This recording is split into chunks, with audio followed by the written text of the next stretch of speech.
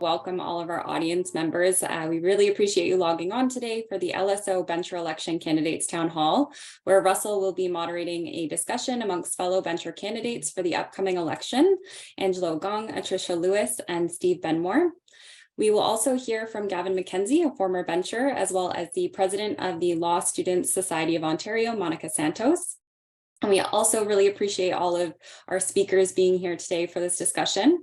And before I introduce them, I'm just going to take a few moments to let you know what you can expect over the next hour. So the discussion will be mainly focused on the following topics. What's the role of the bencher? Who elects them? The history of the convocation at the LSO. What's the role of non-lawyer benchers and how are they appointed? Reflections on the bencher experience, the role of students, and hot topics for the 2023 election. And the panel will also be taking questions from the audience, and you can submit your questions through the Q&A, and they'll do their best to answer as many questions as time allows throughout the presentation. I would like to note that this program has been accredited by the Law Society of Ontario and contains 35 minutes of professionalism content. And we also ask that you please note that the views and opinions expressed by the panelists during the virtual town hall today are their own and do not necessarily represent the views or opinions of Russell Alexander or our firm. But without further ado, it's now my pleasure to introduce our speakers. So first we have Gavin MacKenzie, and Gavin is the co-founder of MacKenzie Barristers PC with a litigation practice focused on appeals and professional responsibility issues. He has appeared as counsel in over 200 reported cases before many tribunals and all levels of court, including the Supreme Court of Canada.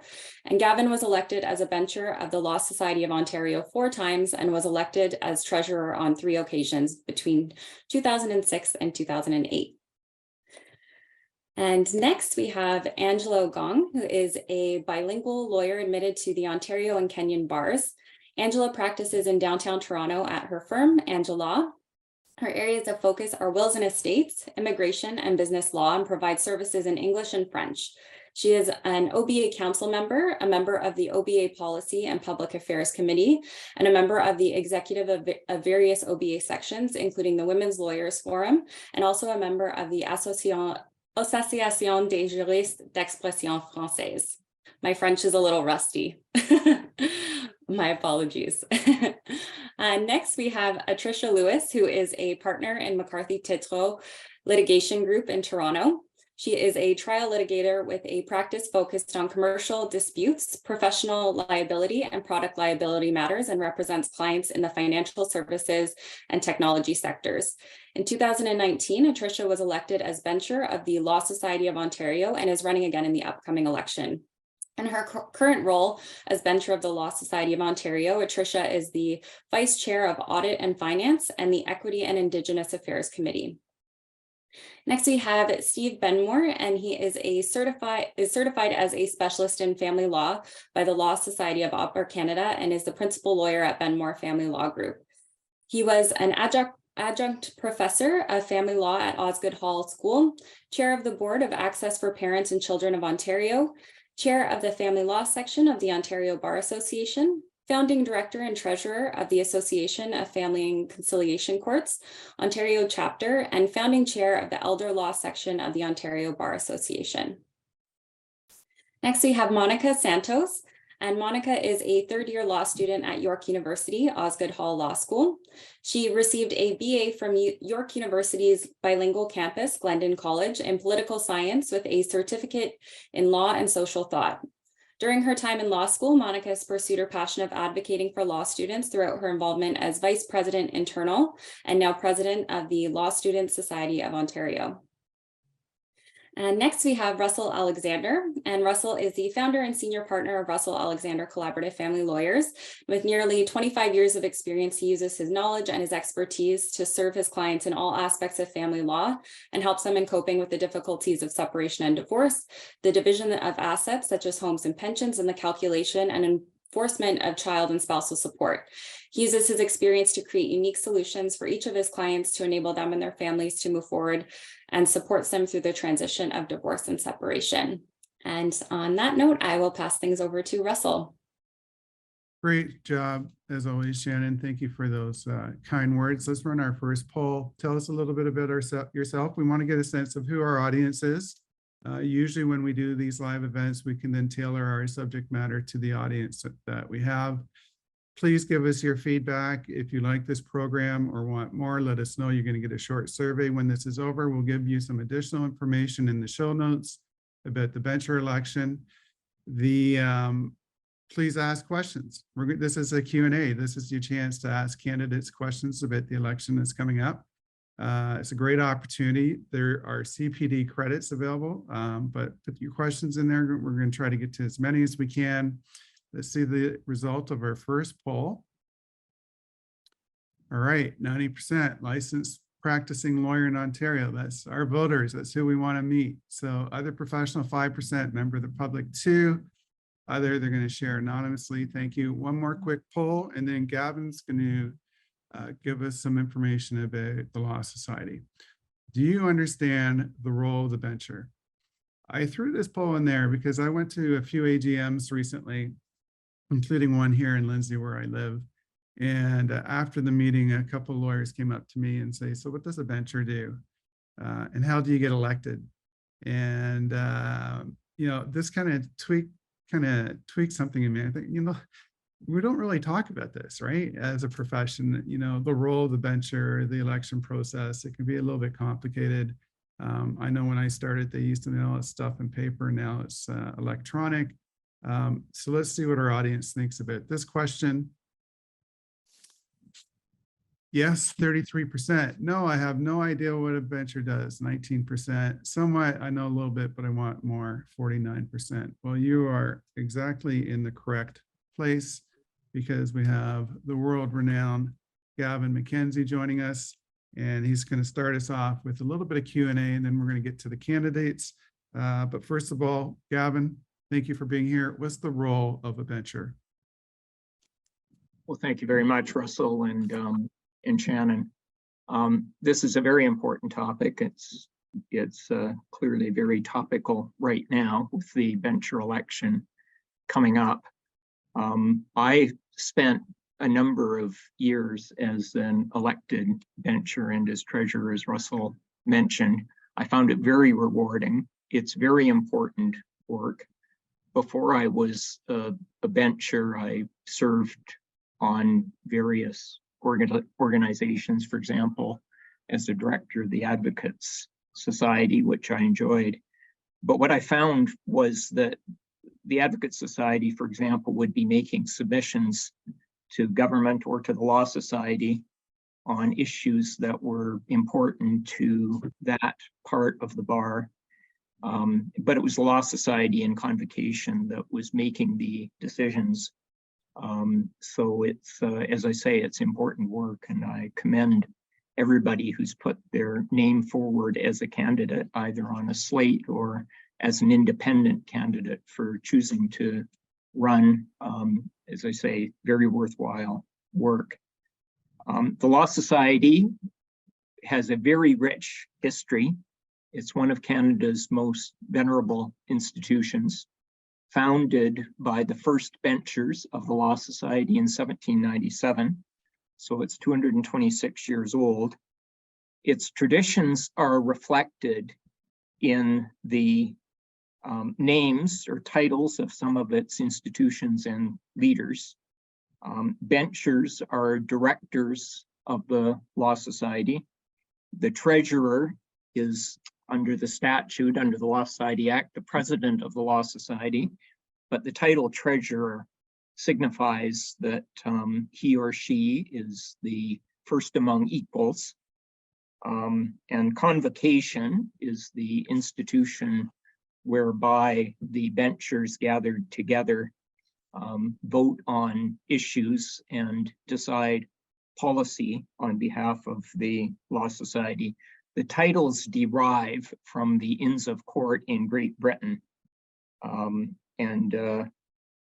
There are, in convocation, the role of the benchers is to govern the legal professions, because now the Law Society regulates licensed paralegals as well as lawyers.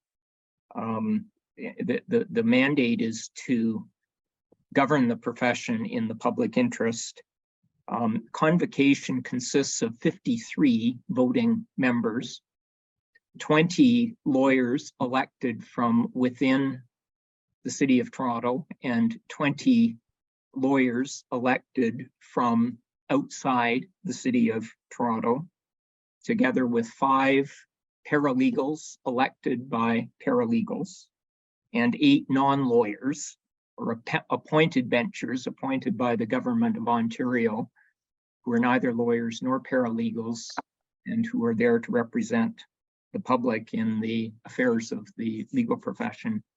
One beauty of convocation, in my experience, is that the debates in convocation have always been at a very high level, high level of quality, I mean. And in contrast to a parliament or a legislature, I've always valued the speeches in convocation because they weren't informed by party politics. If David Scott or Phil Epstein or June Callwood, who was an appointed bencher, or Vern Krishna, or any of many other benchers in my day spoke, you knew that they weren't just hoeing the party line. They were expressing the views that they held individually. And I think that that's something that we may be risking losing if we move to a system where we have, in effect, party politics. And I'll have more to say about that later. It has always been the case that different benchers interpret the Law Society's mandate to govern the profession in the public interest differently. We have always had benchers who interpreted that liberally, and we've always had benchers who interpreted that conservatively, and who took the position that the Law Society should stick to the knitting, concentrate on its core functions of maintaining high standards, promoting high standards of ethics and competence. What's changed, that changed in the last election in 2019 as the result of a group of more conservative candidates banding together. And one that, there was a controversial issue at the time that brought them together, and 22 of them were elected. And that slate, or which I see as more of a conservative slate, it is now opposed by, I think what I could fairly say generally is a counter slate, a more liberal slate of benchers. And I think an unfortunate aspect of that development is the polarization that has resulted, that hasn't characterized previous bencher elections, and the incivility that has characterized the campaigns of some benchers on each of the slates. I find that candidates have been vilifying everyone on the other slate without distinguishing among the merits of individual candidates.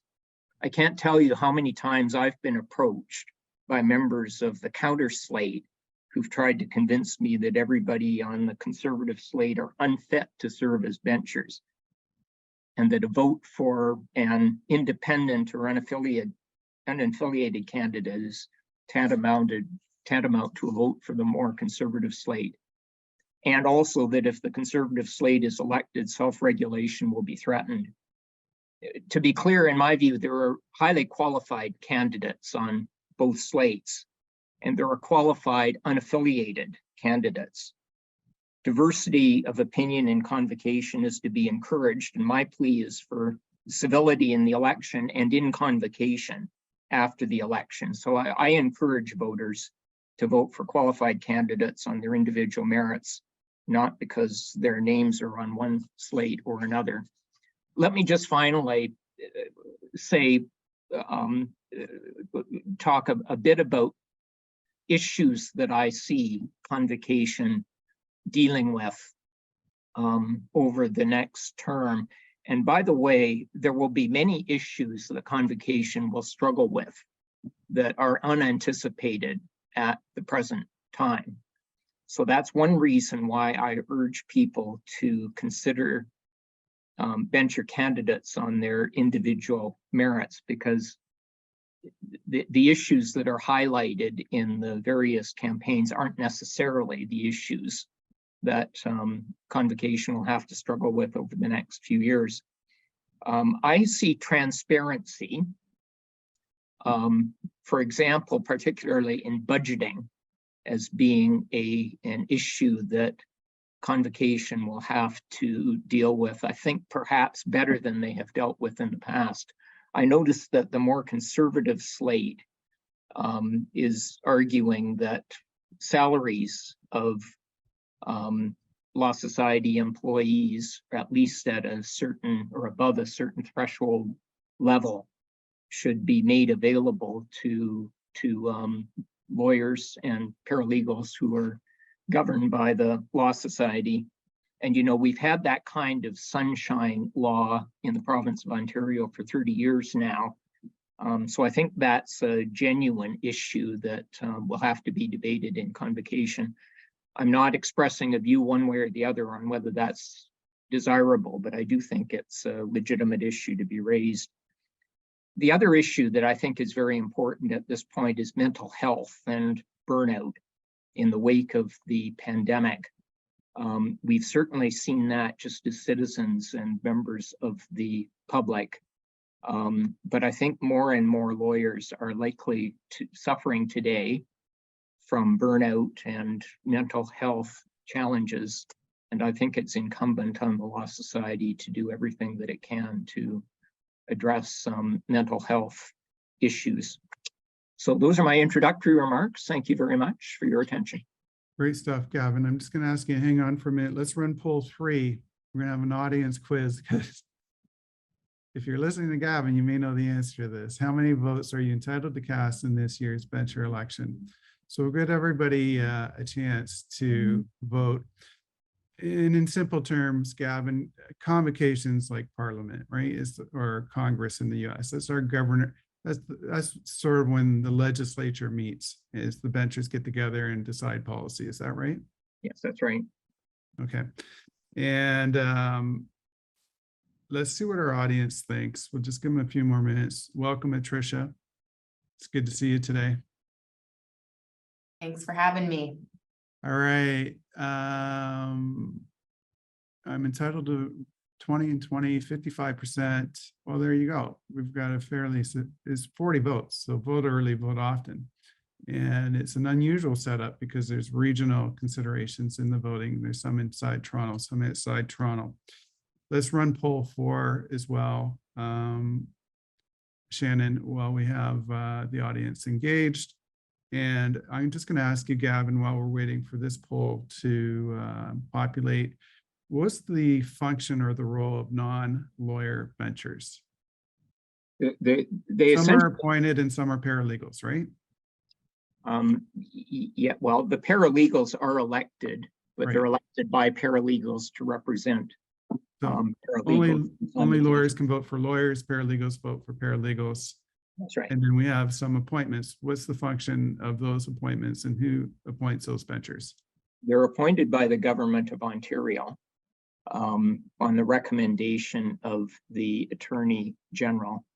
And their rights are essentially the same as the rights of elected benchers. They're voting members of convocation. They sit on committees. Some of them sit on the Law Society Tribunal as adjudicators of conduct, admission and readmission and capacity hearings. So essentially they fulfill the same role as elected benchers do. Has it been like that since the beginning, or did that develop recently?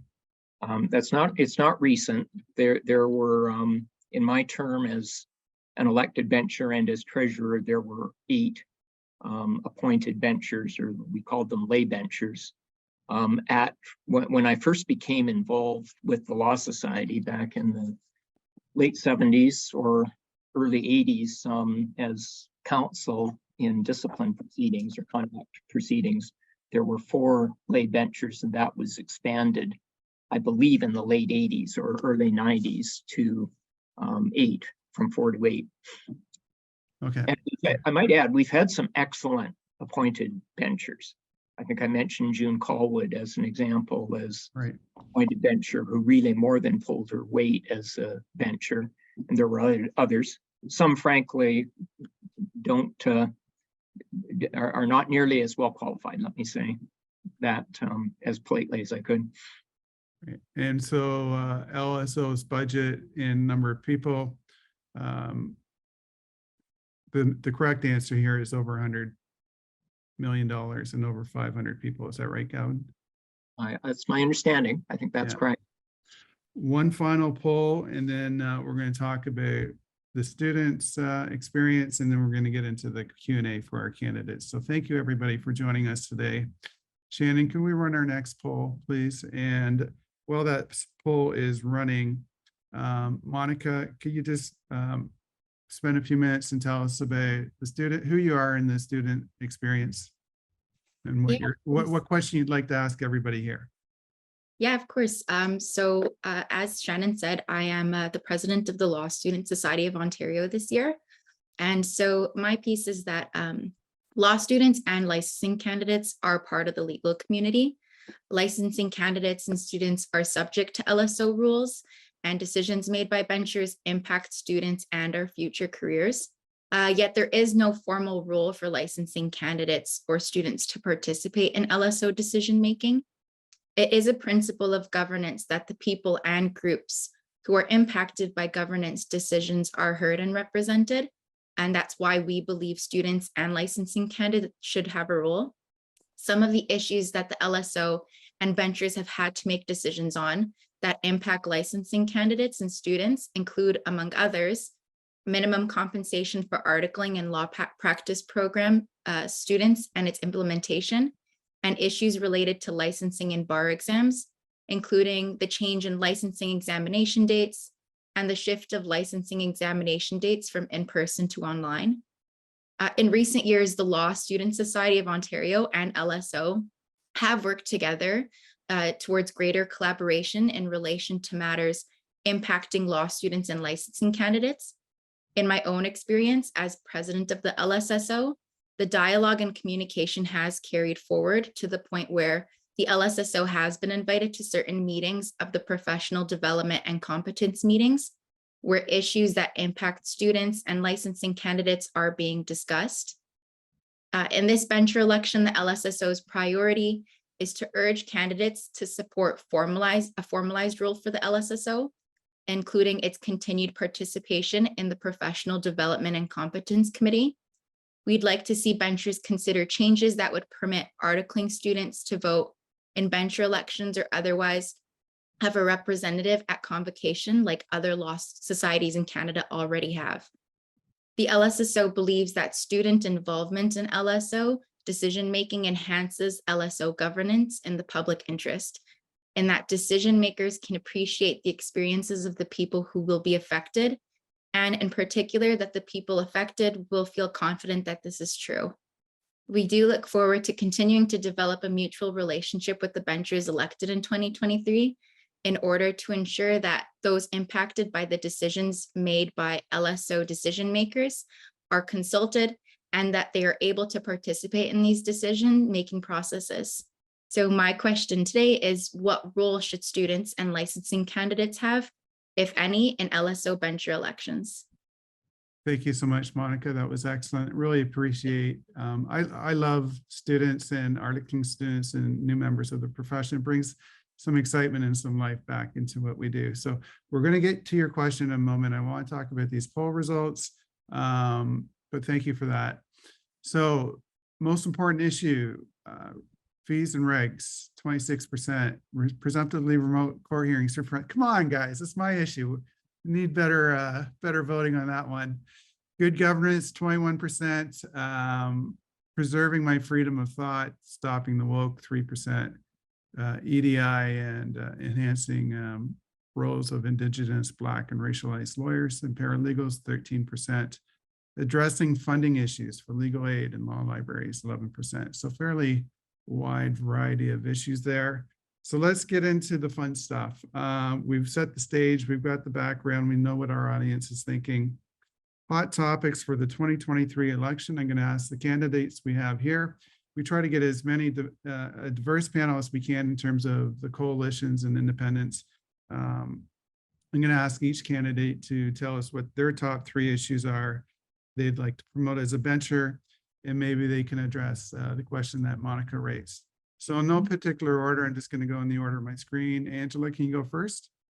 Yes, thank you, Russell. And thank you so much, Gavin, for that introduction. I think it's really important to explain the role of a bencher, how it fits in the whole process. And your input is absolutely invaluable. I'm basically running for bencher because there are certain issues that I find to be very important, and that's not to downplay the issues that Gavin brought up.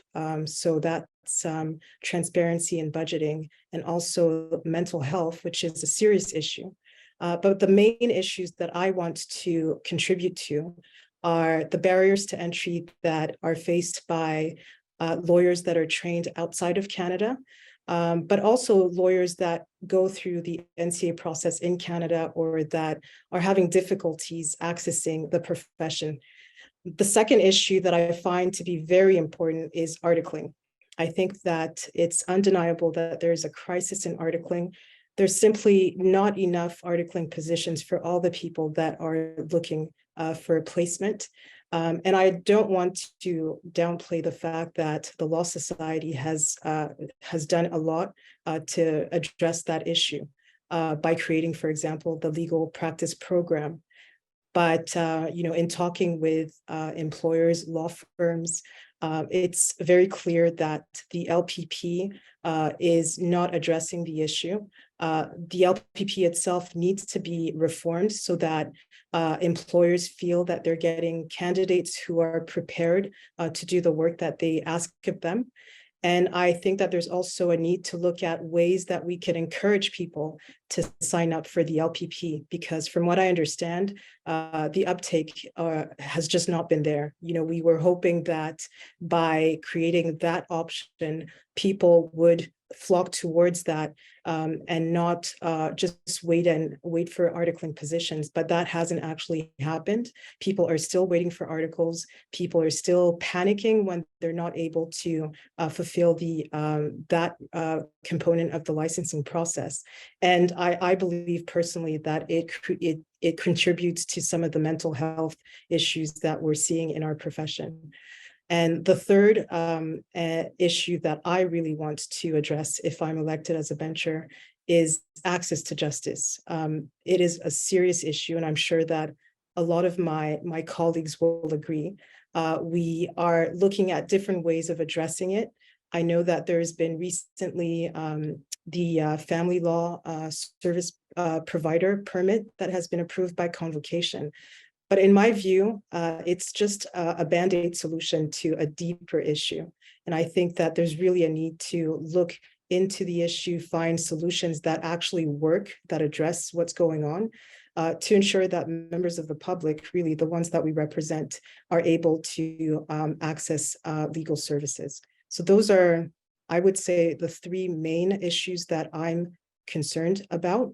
But of course, I do want to recognize that there are many other issues, including those that were identified by members of the public, EDI, also the access to law libraries and proper funding for libraries as well, and many other issues. What do you think of giving students a voice? Giving students a voice, I think, is very important. And I'm very much aware that the students are part of the consultation process when it comes to decisions that affect them. So that's a good step. However, I was told recently that when convocation decided during the pandemic to increase the cost of articles, the licensing fee, the students weren't consulted. It was actually done really without any kind of input from the students. They were taken by surprise, and a lot of them were very disappointed because they really tried to get a seat at the table. They really tried to, to find a way of being heard, and they just weren't given the airtime. So I think that it's absolutely important to take their needs into account, because they are the lawyers of the future. I don't know exactly how we can ensure that this happens all the time, but it's certainly something that I would look into if I'm elected as a bencher. Thank you, Angela. I know my son just got called to the bar, and his experience was terrible. Convocation got kicked over. Some kids cheated on the exam, that got canceled. Fees went through the roof. It's a tough run right now for students. But Steve, your top 3 issues. You're up next in the order of my screen, no particular order, once again. Thank you, Russell and Shannon. And for the viewers and for our participants, I just want to wish everybody a happy holiday. It's a good time of the year to say hello to all of our people from various different ethnic and religious backgrounds. So for those celebrating or have celebrated Easter, happy Easter. For our Muslim colleagues and friends, Ramadan Kareem. And for our Jewish colleagues and friends, happy Passover. Thank you for inviting me. I'm really honored to be sharing the screen with the group, current benchers, past benchers. Our law, our career in law, is very much based on tradition and collegiality. And before we got on the screen, Russell, we talked about the role that Gavin MacKenzie played in our early years. And I remember as a young lawyer 30 years ago myself thinking, wow, that's a smart guy, and we are lucky to have him at the helm. And one of the reasons why, after 30 years of practicing law, in my case, family law, I feel now is the time for me to step forward and contribute at convocation and as a bencher, is to follow the tradition of people like Gavin and many others who have really devoted themselves, their intelligence, their wisdom, their commitment, and their passion for social justice and ensuring the rights of the public are met, and for the lawyers who we govern to believe in our organization and not run away from it. In the last 20 years, more lawyers have ignored the bencher election than lawyers who voted in the bencher election. And according to my current estimation, if you're sitting in a room full of lawyers, the one in the middle voted, the one to your left didn't, and the one to your right didn't. Or 2 out of 3 lawyers just don't vote, which really doesn't make much sense considering that lawyers, many of them studied political science or are big believers in social justice and wanting to make a change in society. And yet at the same time, we at the Law Society, benchers have really alienated voters. And it's really sad that what has encouraged people to vote is a lot of slogans and fear mongering, something what Gavin spoke of earlier. So to bring it to a close, after practicing law for 30 years, in my case, family law in a small firm, I was 1 lawyer, then I was 2 lawyers. Now I'm at 3 lawyers. In other words, me plus 2 in Toronto. Many of us working from home, coming into the office a couple hours a week to cross roads. The legal profession has changed significantly in the last few years, partly driven by COVID, partly driven by other factors. And I have 5 things that are important to me. And I can tell you the 5, and then I'm going to go back and elaborate a little bit. The first one is the mental health of our colleagues, of our lawyers and of our paralegals, our law clerks, our law students, our articling students. Mental health is something that is really, really concerning to me. And I'm worried about the people that Monica Santos represents, because I don't know if they know what we know about how rigorous the practice of law is and how difficult it is to manage one's personal life while also managing one's professional life. And I think there's so much more that we can do at convocation at the Law Society to really change that. Number 2 is access to justice. You and I, Russell, are family law lawyers. We have been for over 2 decades. And 57% of people going through separation and divorce are not using a lawyer. Not because we don't exist, not because we don't have the expertise, not because we are unable to provide value. They can't afford us. And they're choosing to do it on their own, some of whom are victims of violence, or they don't speak English, and they're floundering. Issue number 3, I'm a certified specialist in family law. And last year, I got a note from the Law Society that says, as of December 31, stop telling people that you're a certified specialist. I said, oh, okay. Well, it doesn't really affect me very much, but doesn't that affect the public? I don't know about you, but if I have a skin problem, I'd like to go to a dermatologist and be told who's a dermatologist and who's a general practitioner. Well, that was changed by the Law Society. And then as a result of an uproar, the Law Society went back and said, we're gonna reverse that decision, suspend it, and study it later. Well, I think it's a public interest issue. People should be able to know who has met the necessary qualifications to be a certified specialist. And I have, and many family lawyers who are certified specialists are dear friends of mine and colleagues who I trust to soundboard issues. Yesterday, I called another certified specialist and I said, I think I have a test case that involves a law reform issue that's going to concern thousands, if not tens of thousands of Ontarians. Certified specialists are an important part of the public sphere, and I think it's important that certified specialists participate in the discussion to preserve and fortify the program for the public's interest. The 4th issue is really just a matter of good judgment.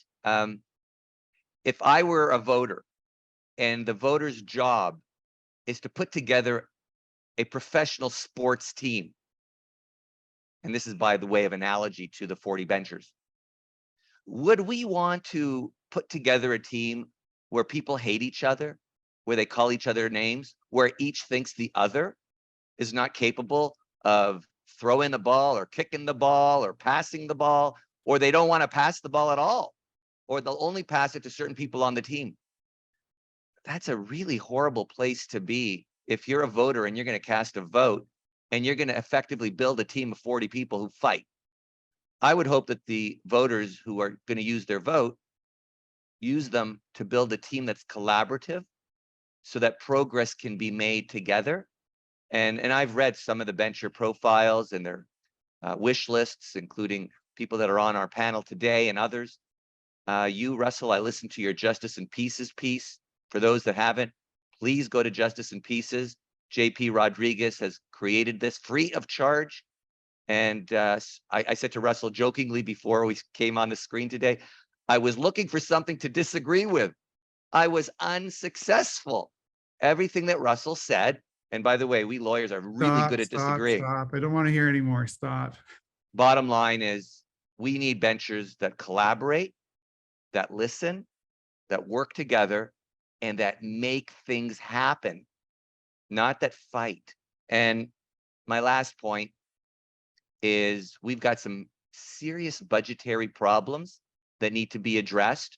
For those that are listening that don't know, the Law Society's budget a couple of years ago, last I checked, was about $140 million. And we employ about 600 people at the Law Society. For those that don't know, we've got way more doctors, and the doctors, the College of Physicians budget is about half of that, and they employ about half of that number of people. So I think I'd like to bring. I was 3 times a treasurer in various charitable organizations. I was the treasurer of Humewood House, which is a not-for-profit charity that houses pregnant teens and young moms. I was the treasurer of the Access for Parents and Children of Ontario, a transfer agency providing supervised access services in Ontario. And I was the treasurer for the Association of Family and Conciliation Courts. I maintained the budgets, the bank accounts. I worked with the CAs and worked collaboratively with the board to keep our budget smart. sharp, contained, defendable, reliable, and acceptable to our constituents. And I hope to do that at the Law Society as well. So thank you for inviting me, and thank you for listening. And for those that are tuning out after they've heard too much of me, tell your friends, the ones to the left and to the right, to vote, because they're not going to unless you push them to, and ask them to vote for people that are going to make a difference at convocation. Thanks, Russell. Great comments. The voter apathy is a real problem, right? It's 29% turnout, much lower than provincial and federal elections. I do endorse JP's program, his podcast. He's got, I think, most benchers interviewed. So if you want to learn more about your candidates, we'll put a link in the show note. And just in comment on this concept of team, I think that really resonates when we're thinking about convocation. Dr. Goldman just came out with a book called The Power of Teamwork, and he's an ER doctor in Toronto, and he talks about his experiences working in emergency or during COVID. And all you got to do is look at the Leafs, right? Lots of talent, no Stanley Cups recently, not working as a team. Don't want to get too deep into it, but look at the book. It's a great read. And I want to go to Atrisha next. Thank you for being so patient. Top 3 issues. What do you say to Monica about the student issue? And the floor is yours. Thank you for being with us today. Thank you. So my name's Atrisha Lewis, and I am a litigation lawyer at McCarthy Tetro. I was elected as a bencher for the very first time in 2019. As a bencher, I have the privilege and honor of being the vice chair of the Audit and Finance Committee, as well as the vice chair of the Equity and Indigenous Affairs Committee. Before I get into my top 3 things, I just want to correct the record on a few things. Mr. MacKenzie made reference to 2 groups, one being liberal, one being conservative. I reject that characterization, at least of the Good Governance Coalition. I think that there are people who have all political stripes that are part of it. It's a big tent. I would not say it's liberal. So that's one thing that's, I think it's important. And then I also want to address the comments about civility that have come up a couple of times, because I think it's important for people to understand what's happening and what's happened in the last 4 years, half of which is behind closed doors. So I sadly cannot tell you all of it, but I can only tell you about what's out there in the public. But the Stop, now branded Full Stop slate, they, as part of their platform, they deny the existence of systemic racism and discrimination in the legal profession. So let me tell you, as a racialized woman who's working on the Equity and Indigenous Affairs Committee, I can't work with you if that's your starting point when we're trying to talk about reducing barriers for racialized licensees. There's just no working, there's no collaboration if your point of view is that racism doesn't exist. So I'm gonna be a bit defensive there, because I don't think that's a fair expectation, frankly. So that's that. But on my 3 important points, the first is responsible budgets. So, I hear a lot of talk about fees being too high, but by the same token, I hear a lot about, this service is important, the certified specialist designation, the libraries, all of those things cost fees. And what I think we need to do thoughtfully and responsibly, and what I would like to see for us to do at the beginning of this next term, is do a program review, because we need to understand what programs we have, what are the trade-offs, what are the cost benefits. So for instance, someone might say, you spend a couple $1 million a year on spot audits, why don't we cut that? And I would say, great, let's talk about that. Let's think about that. But does that mean then all of a sudden now we're seeing more fraud committed and then the comp fund fees go up? Or we're seeing now more disciplinary actions and the discipline fees going up because now we're not addressing things early on? I think we need to study what our programs are doing, making sure that they're effective, and cutting things that don't make sense. And I think that needs to be responsibly done. I think it's very simplistic to say we're going to cut by 30% or whatever percent. We also have a statutory mandate. We have to do things like look at complaints. We have to do things like discipline lawyers and paralegals who are engaging in misconduct. We have to compensate victims of fraud. if we don't do those things, that's when self-governance is at risk, because if we're not going to do them, the government's going to step in and do them. So I think it's important that people understand that there's just frankly, a baseline minimum that we have to do in order to discharge the statutory obligations that we have. But I think we can do it responsibly, and that's why I want to do a program review. That's my first point. My second point is on, I think, new calls. So I think that is a group of licensees that have been historically ignored, and I would say it's quite systemic. So to Monica's, this was always part of my platform, but to answer your question directly, Monica, I think it's upsetting to me that we don't have licensing candidates at the table when we talk about bar exams. Many of most, if not all of ventures, except for me and maybe a couple others, didn't write the current iteration of the bar exam. They don't know what the bar exam is. And so it's hard for them to get feedback about what that is and what can be done when they've not written it. And so I think it's important in that, especially in that context, that we have formalized representation from licensing candidates and new calls at decision-making tables, especially relating to those issues. So I think that's one thing, and I'm open to different models. Like, I think the easiest, probably low-hanging fruit, is to have a formal system where members of the LSO and maybe a new call comes to each professional development and competence committee, which is a committee that decides competency issues. But I would be open to having, and I think it would be cool for us to look at, do we have a licensing candidate, venture candidate? Do we have a new call venture seat reserved? I think those are other ways that we can achieve kind of the same things. But similarly for new calls, there's also, I think, important issues like mentoring. I think that's the big issue. And we need to think about, as a regulator, how do we encourage mentoring?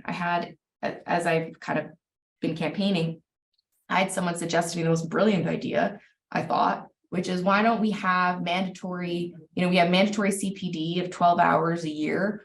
Why not add in another extra mentoring hour for everyone above 5 years of call? I'm like, that's a great idea. What we should think about that. We should look into that. How do we encourage people to mentor? Because that's going to be very important for new calls. And then the third focus for me is on equity, diversity, and inclusion. It's a small part of the Law Society's budget. It's less than 1%. But it's nonetheless, I think, important. And candidly, in the last 4 years, especially given that we've been dealing with a group who doesn't believe systemic racism or systemic discrimination exists, hard for us to have done anything to remove barriers for racialized licensees. And I'd like for us to actually start working on that again. So those are my 3 kind of key priorities. I think you're on mute, Russell. Sorry about that. Thank you so much, Atrisha. Let's run our final poll, or one of our last polls, while we're waiting here. And I agree, the mentorship component is essential. It's a great tradition that our profession has, and we can expand that. Certainly it would be a good thing. And thank you for correcting the record. I don't want to take up a lot of people's time. If everybody knows what my issues are, you would have received my letter by now, proving access to justice, fees and regulations, keeping them balanced. With respect to Monica's question, I'm just sort of thinking of the American Revolution, right? No taxation without representation. So if these young students are paying Law Society fees or articling fees, they should have a voice in how that money is being spent. And I think that would be my approach. Let's go to keep this poll up, Shannon. Let's go. I just want to mention, we did invite 10 full stop candidates to show up. 9 of them declined. Edward Choi did confirm he was part of our dry run. Regrettably, he canceled last hour. He had something urgent come up. So I want to give some very limited time to that platform as well. We have a slide we're going to show. And I just pulled this off your website. I don't support or oppose. I'm just giving you the information so our audience can decide. So this is what they posted. stop the bloat, reduce the society fees, stop the creep, restore its original mandate, and stop social engineering, identity politics, and woke or other ideological agendas from the Law Society. So that's their position.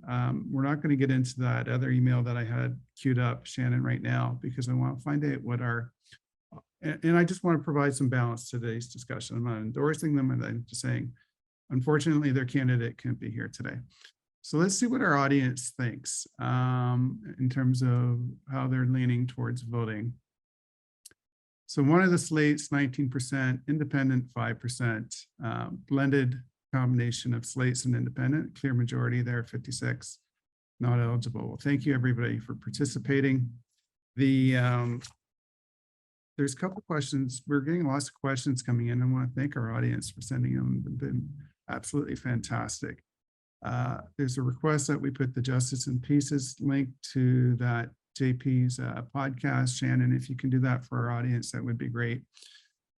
Gavin, an audience member came in with a question. Is there a genuine risk of the LSO losing the right to self-governance, or is that a threat being alarmist? Is that threat being alarmist? I think it's alarmist. And I'm pleased by the results of the poll to see that a majority of the lawyers who are in attendance today plan to vote for a blend of candidates on one slate or the other, and independent candidates, because I think that would result in the best convocation, the most balanced convocation. There are qualified candidates on both slates, and there are qualified independent candidates. I don't foresee, regardless of whether one or the other of the slates is elected entirely or primarily, that there's any serious risk of our losing the right of self-governance.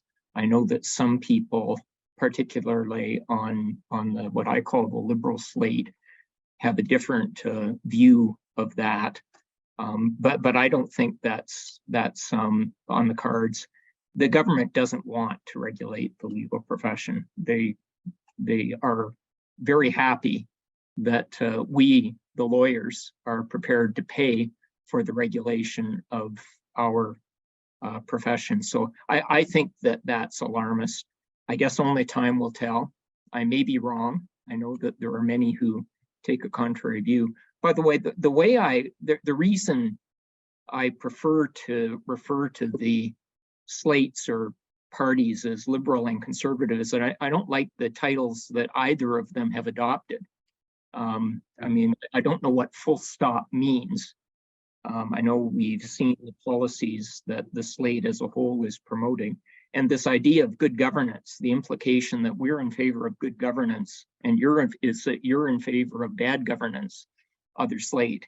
And I really don't think that that's the case, at least in the case of many of the individual, I shouldn't say many, a number of the individual candidates who are running on part of the conservative slate.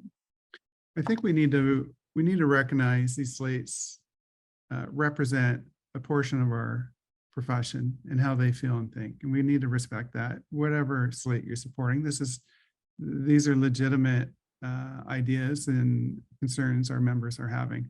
But we had a question coming in here, maybe Gavin, because of your experience. The law societies run deficits, or do they just increase how does that, or did we just increase the amount we charge lawyers? The latter. It's like a municipality. It's like the municipality of the city of Toronto. You cannot run a deficit. So we're going to go $20 million over our budget. That means the 57,000 members, or however we are, that our fees are going to go up a fraction. Yes. That's the way that works. Okay. Okay, Shannon, I think we're going to, I want to give everybody a last chance to give their thoughts and comments, but I did receive this email. Let's throw it up because I think it may make some good discussion. You can give us your thoughts on this email or talk about something else, but we got 5 minutes left. So we'll give all our candidates maybe a minute or so. So Gary Joseph sent me this email. He's a senior family counsel, and he writes a lot on legal issues. He says, Russell, I respect you and support the need for more mediation collaborative practice, but I cannot support the need for me to sign and acknowledge the LSO sought some time ago, the acknowledgement they sought some time ago with respect to EDI. I believe in EDI, but diversity includes diversity of thought and ideas. I don't want the LSO telling me how to think and how to view the world. So we can take that slide down. This is, you know, my view is we can have both, right? We can have freedom of thought and we can promote EDI. It's not a binary decision. But a good portion of our profession are thinking, I don't want the Law Society telling me how to think or do. And so this is out there. So I want to just give everybody here a chance to respond to that. Maybe you can go first, Steve. Sure. First of all, let me just say, And any other did- final comments or respond to anything Sure. you want. We'll give you about a You minute. didn't- Everybody you will get didn't, about a minute. you didn't introduce Gary Joseph with enough pizzazz. Gary Joseph is a lawyer that in many respects addresses so many of the issues we've spoken about in the last 50 minutes. Let me start with, he's a certified specialist, and many of us over the last 30, 40 years have gone to him because of the recognition that he has so earned and deserves. Secondly, Gary Joseph, and listen up, Monica, Gary Joseph has mentored hundreds of young lawyers who have entered the profession. He is a walking example of somebody that we want to clone and replicate as someone who really has done a tremendous job bringing on multiple generations of new lawyers and still does it. So much so, I spoke to one of his juniors the other day and I said, is he still doing trials? And they said, oh yeah, he's preparing for another trial and he's preparing for that trial with juniors. That's the type of lawyer we want. Gary Joseph is also somebody that really believes in the issues of social justice and the rights of representation. Gary has lost cases. No, you know, spoiler alert, he doesn't win all of his cases, but he puts his energy and he digs deep to represent people who have tough cases. And that's the sort of behavior that we want to, we really want to congratulate and applaud. And Gary takes tough cases on and teaches young lawyers how to deal with the tough cases. So to the point, Gary Joseph, by the way, one last point on Gary Joseph, he was a former recipient of the OBA, Ontario Bar Association Award of Excellence in Family Law, recognizing the great work that he has done and continues to do. Okay, EDI. Do we know that in Ontario, there's just over 11,000 law firms? Do we know what the percentage of them are that include lawyers, law firm sizes of 1 to 5 lawyers? Bing, bing, bing. Answer, 10,855. 94% of law firms in Ontario are made up of lawyer size of 5 or less. And so when we talk about EDI, I invite people to actually read some of the data coming out of the Law Society.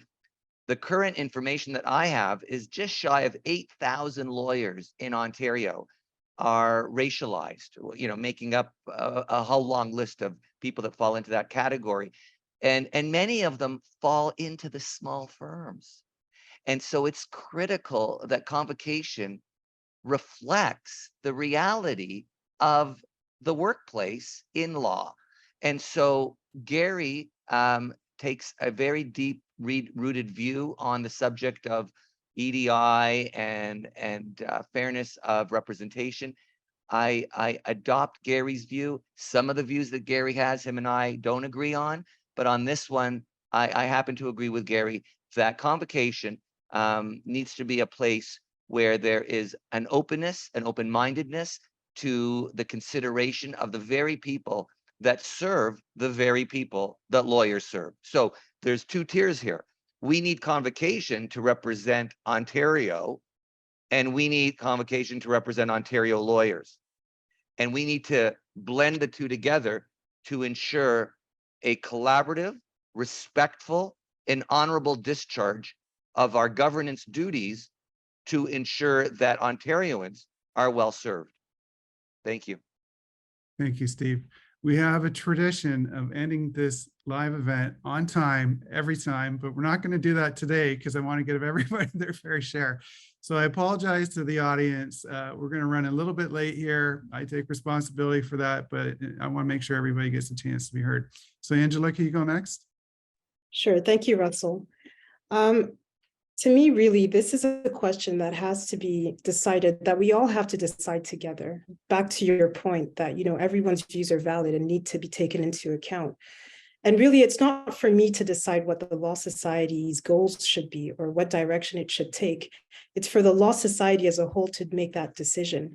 And we do that by balancing various interests, for example, the need to have a society that is strong, that can grow, with also, the real potential of overreach. And to me, it's very easy to categorize people to say that, for example, some people are woke, other people are unfit to govern, some people are conservatives, other people are Republicans. I find that it's not very helpful to do that because, everyone has something to bring to the society. And it's more difficult to actually find consensus. And that's what we really need. I think going back to Stephen's point, we need to be able to work together so that we can, we can basically build a society that is representative of everyone. So it's not going to be easy, but that's pretty much the approach that I'm going to take. I want to be able to exercise my duties as a bencher in a balanced way. I want to be able to consider everyone's position, everyone's ideas, and come up with solutions that actually benefit the society as a whole. Thank you, Angela. Atrisha, can you go next, please? Sure, thank you. So your question was about whether or not the LSO tells anyone how to think. I don't think that it does, frankly. Just knowing what the operations are of the Law Society. The Law Society requires people to take cultural competency training, but we've seen, the Court of Appeal just recently released a decision sending a matter back for a new trial because counsel wasn't acting competently. And competence requires being aware of racism, being aware of systemic discrimination, and properly advocating for your clients. We know the Supreme Court has said that a diverse bar is a competent bar. So I think the Law Society has a role to play in ensuring that the barriers that exist for racialized, for Indigenous, for other licensees, for diverse licensees are removed or reduced. So I think that's an important objective, and that's one that I wholeheartedly support. Thank you, Atrisha. Monica, 30 seconds or less. How's your experience been today? You've done today pretty good for a new kid on the block. No, my experience has been good, and I'm extremely grateful to have been given the chance to speak on behalf of students today, and been given the chance to hear everyone speak. I wish more students were here to hear everyone speak, and like I said, actually have a role in all of this. But yeah, that's our hopes for the 2023 Bencher elections candidates. So. Gavin, any final thoughts before we bring Shannon back on? No, I don't think so. Thank you again, Russell, for and Shannon for the work you've done in organizing this panel. I think it's been very valuable. Thank you, Gavin. Your insight has been immensely helpful. Angela, Steve, Atrisha, great luck with the election. I want to thank you for stepping up and putting yourself out there, making yourself vulnerable, and I wish you all the best of success. And Shannon's back to bring this train into the station. Welcome back, Shannon. Thank you. And yes, as Russ mentioned, we would like to extend our gratitude once again to all of our panelists, Gavin, Angela, Atrisha, Stephen, and Monica. Thank you for joining Russell for this discussion. And as he said as well, we wish you all the best with the upcoming election to all the candidates. And we would also like to thank all of our audience members today for tuning in and participating. We really appreciate that. Great job, Shannon. Thank you so much. Thanks to our audience for joining us today. Remember, vote early and vote often. Have a good afternoon, everybody.